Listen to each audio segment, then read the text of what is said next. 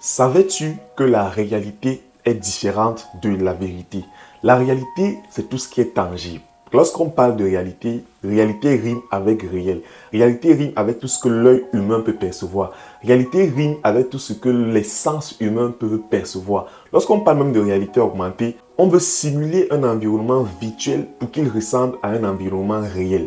Alors, je vais partager avec toi une histoire qui va te permettre d'apprécier la différence entre la réalité et la vérité. Alors l'histoire, c'est dans le livre de 2 Rois, chapitre 6. Le peuple syrien voulait capturer le prophète Élisée, tout simplement parce que le prophète Élisée révélait toujours les plans des Syriens. Alors ils ont décidé de réunir leurs chars, de réunir leur armée pour aller capturer le prophète Élisée avec son serviteur.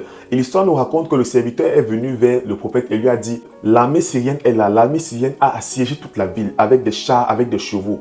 Et le prophète Élisée a dit à son serviteur: ne crains rien, nous sommes plus nombreux qu'eux. Alors, voici ce que le prophète Élisée a fait lorsqu'il a remarqué que son serviteur était focalisé sur la réalité et ne parvenait pas à voir au-delà de la réalité. La Bible dit dans 2 Rois 6, verset 17, Élisée pria et dit: Éternel, ouvre ses yeux pour qu'il voie. Et l'Éternel ouvrit les yeux du serviteur, qui vit la montagne pleine de chevaux et de chars de feu autour d'Élisée. La réalité, c'est que les soldats syriens étaient nombreux. Ils avaient assiégé toute la ville. La vérité, c'est que des chars de feu étaient sur la montagne où se trouvait Élisée. La réalité, c'est que plusieurs soldats étaient venus pour les arrêter. Mais la vérité, c'est que la Bible déclare que l'Éternel te donnera la victoire sur tes ennemis qui s'élèveront contre toi. La réalité, c'est que tu es confuse. Ta vie n'a pas de sens. Tu t'es senti humilié, trahi, abusé par des hommes, déçu par des hommes autour de toi. Mais la vérité, c'est que la Bible dit que ceux qui espèrent en lui, ceux qui espèrent en Dieu ne sont point confus. La vérité, c'est que Jésus veut faire de toi le sel de la terre. Jésus veut faire de toi un assaisonnement pour la vie de plusieurs personnes. La réalité, c'est que tout ce que tu entreprends, tous tes projets ne marchent pas. Tout ce que tu fais, toutes les entreprises que tu mets sur pied ne réussissent pas. La vérité, c'est que la Bible dit: remets tes affaires à l'Éternel et tes pensées seront bien ordonnées. Aussi longtemps que les yeux du serviteur étaient focalisés sur la réalité, aussi longtemps il était dans la crainte et l'inquiétude que lui inspirait sa réalité. Aussi longtemps que tes yeux sont focalisés sur la réalité de ta vie, la réalité que tu traverses, aussi longtemps ta vie sera remplie de craintes et d'inquiétudes qui sont liées à ta réalité. Alors, permets-moi de te poser la question aujourd'hui. Que t'inspire tes réalités? Est-ce que c'est la crainte? Est-ce que c'est la peur?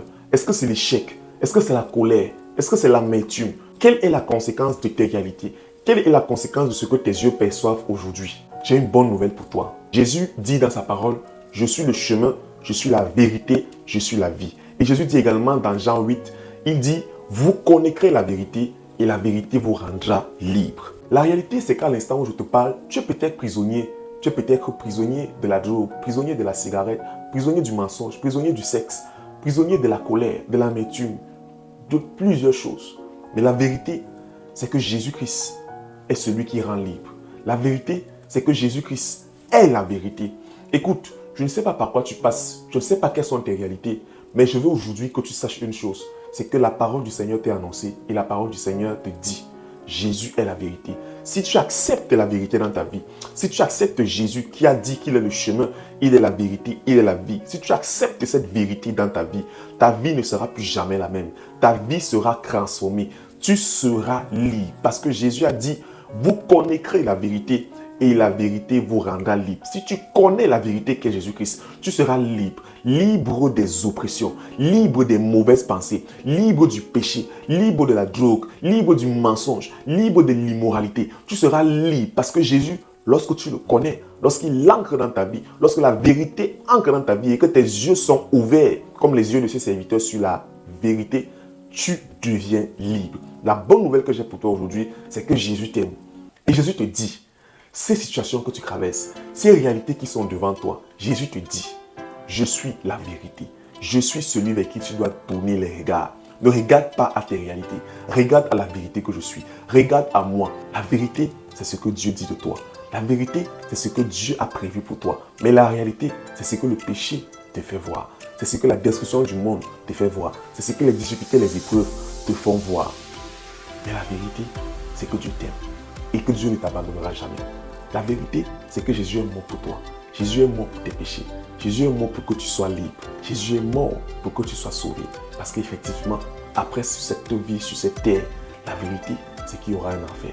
La vérité, c'est que les hommes seront jugés. La vérité, c'est que les hommes périront à cause de leurs péchés. Mais la vérité aussi, c'est que Jésus t'aime. Et Jésus te dit, si tu viens à moi maintenant, tu seras sauvé. Ta vie sera transformée. Tes péchés seront pardonnés. Mais aussi, tu vivras les desseins que j'ai préparés pour toi. Alors qu'est-ce que tu attends pour accepter la vérité et ne plus vivre selon la réalité? Si tu veux accepter Jésus dans ta vie comme ton Seigneur et ton Sauveur personnel, n'hésite pas à m'écrire et ensemble, nous allons discuter. Que Dieu te bénisse. Shalom.